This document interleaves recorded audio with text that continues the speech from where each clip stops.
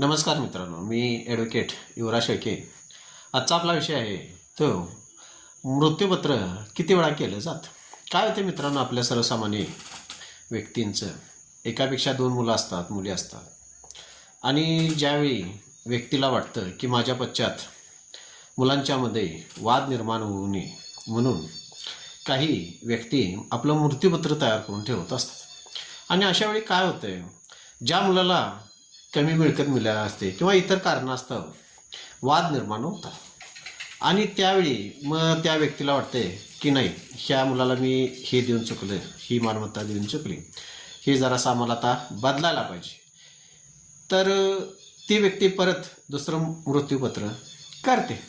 समजा असं प्रत्येक वेळी जर वाद निर्माण होत असतील आणि मृत्यूपत्र बदलायची पाळी येत असेल, तर मला अशा पद्धतीनं कायदेशीर पृष्ठभूमीनं सांगायचं आहे की मित्रांनो, तुम्ही मृत्यूपत्र कितीही वेळा करून ठेवू शकता, एक वेळा किंवा अनेक वेळा.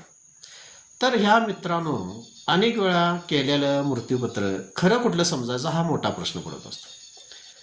तर मित्रांनो, ती व्यक्ती हयात असताना कितीही वेळा मृत्यूपत्र केलं तरी चालतं, पण ती व्यक्ती मयत झाल्यानंतर जे शेवटचं मृत्यूपत्र हयात असताना केलं ते मृत्यूपत्र हे कायदेशीर समजण्यात येतं.